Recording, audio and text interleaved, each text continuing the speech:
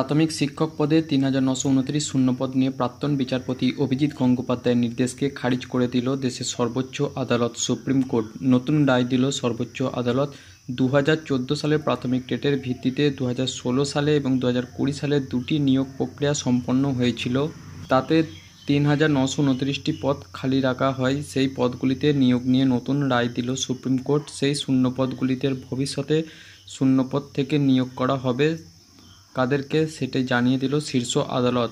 2022 সালের নিয়োগ প্রক্রিয়ার সঙ্গে ওই ৩,৯২৯টি শূন্যপদ যোগ করে দেওয়া হয়েছে। সেই অনুযায়ী নিয়োগ হবে নতুন করে। এই শূন্যপদগুলি নিয়ে এর আগেও কলকাতা হাইকোর্টে অনেক নির্দেশ দিয়েছিল তৎকালীন বিচারপতি অভিজিৎ গঙ্গোপাধ্যায়।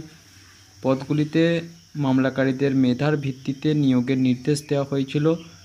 কলকাতা হাইকোর্টে সেই নির্দেশ মান্যতা দেয়নি সুপ্রিম কোর্ট।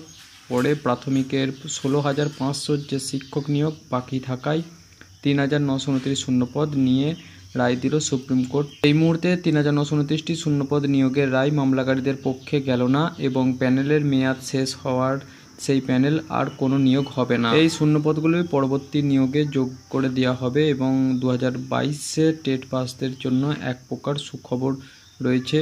এর আগে ৩,৯২৯টি পদে প্রাথমিক শিক্ষক নিয়োগ কলকাতা হাইকোর্টের নির্দেশের ওপর স্থগিতাদেশ দিয়েছিল সর্বোচ্চ আদালত। 2020 সালে প্রাথমিক শিক্ষক নিয়োগ প্রক্রিয়ায় ৩,৯২৯টি শূন্যপদ ছিল। প্রাথমিক শিক্ষা পর্ষদ 2020 সালের নিয়োগ প্রক্রিয়া শুরু করে। এরপর কলকাতা হাইকোর্টের বিচারপতি অভিজিৎ গঙ্গোপাধ্যায় রায় দেন যে শূন্যপদগুলি পূরণ করতে হবে মামলাকারীদের মধ্যেই থেকে। তারপর ডিভিশন বেঞ্চে রায় দেয় যে শূন্যপদগুলি পূরণ করতে হবে 2020 সালের নিয়োগ প্রক্রিয়া থেকে। তো আজকে সুপ্রিম কোর্টে ৩,৯২৯টি শিক্ষক নিয়োগ মামলা খারিজ হয়ে গেল।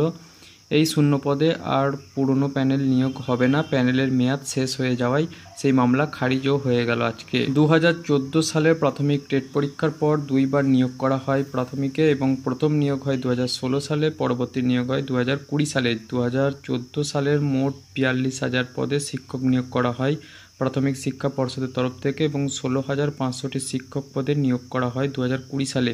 কিন্তু দেখা যায় 2020 সালের নিয়োগের পরেও খালি রয়ে যায় সেই ৩,৯২৯টি পদ। এই অভিযোগটি নিয়ে প্রায় 4,000-এরও কাছাকাছি প্রার্থী মামলা করা হয় কলকাতা হাইকোর্টে।